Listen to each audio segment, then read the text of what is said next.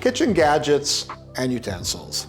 They solve particular problems in the kitchen, they help us more efficient, and they help improve our workflow. Today, I'm going to break down 5 of my favorite utensils that hopefully will become part of your kitchen too. Stay tuned.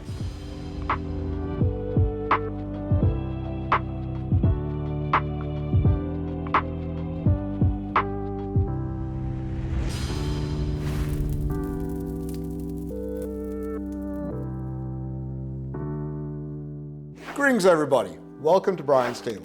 I'm Brian Singh, and today I'm going to break down some of my favorite kitchen gadgets in an ongoing series I have about some of my favorite kitchen tools. Today I'm going to go over 5 that are essential in my kitchen. Let's kick it off with the first one here. I do like having lots of tongs in the kitchen. Traditionally, tongs were used on the barbecue, but they are also used especially if you're frying items that you can flip things. The key thing I look for in a pair of tongs, I want to have something at the end which could take heat, won't melt, and won't scratch my pan. I use these all the time for picking up items as well, and going into jars to pick up things, obviously on the barbecue. And the more that you have, the more specialized you can be. If you have small tongs, you can use them to get things out of jars. Large tongs, you can do large cuts of meat on the barbecue. My next item, I like to keep a mini strainer around. Very cute, aren't they? But the utility of this is immeasurable. If you love cocktails, a mini strainer is essential for removing items that have been within the cocktail mix to actually give you a nice, smooth, clean cocktail without any sediment. But I use it to strain a small amount of dressing, if I have a small amount of sauce, anywhere where I need to use a small container to strain something, that's when a small strainer comes in handy. And on top of that, it allows you to focus where you're pouring, and you're not going to get any spillage on the outside. So again, it's really handy to have a variety of strainers and sieves, but a small one is going to be very useful. Next, I like to keep squeeze bottles around. Sure, these are red and they typically be used for ketchup, but you have these guys around, you could fill them up. You could use them for barbecues, take them out to a party. But if you want to add some fine detail to a plate, putting a sauce in a squeeze bottle allows you to get quite creative and to decorate your plate. You're able to put something like a fluid gel. I need to do a video on that sometime. But allows you to decorate and, give you those artistic touches and bring in different sauces and also even chili oil. It's a very good use to keep to store those items. So the nice thing about them, I also use them for salad dressings, and I just fill this up, put it in the fridge, and a salad dressing could last me a couple of weeks, and so that way I can knock out a salad midweek, no problem. Because I have used the squeeze bottles, I also think another handy item that I use in the kitchen is my funnel. Many times I'm trying to do something very specific on a plate that requires a certain amount of design, but to actually fill up a squeeze bottle with that liquid to do on a plate, I need a funnel.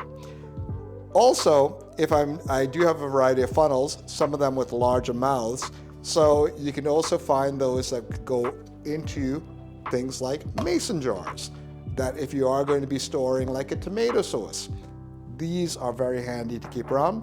This one specifically, I do like it for doing the small sauces, but also if I just need to get a liquid like a lemonade into a jar, it just means the risk of spilling stuff and making a mess completely reduced. Again, you're always going to be determined by the size of the bowl on the funnel, and that's going to be a guidepost. One other way that I also use this is I could also drain, put a bit of cheesecloth in here and do a quick drain on something and have this resting in a container like that. And that way I don't need to think about it in terms of if it's going to fall out of a container or not, and it's going to get drained within the funnel. My last item, it is just a simple small jug. You know, this one, it's from Breville and was used for heating up milk to do latte art. Yep, that was a very handy application. But many times you just need a little jug for when you are, squeezing a ton of lime juice. Very handy if you're making a lot of salsa or, even ceviche. And you just pour it in here, and this gives you a lot of control compared to a large jug or something like a cream jug.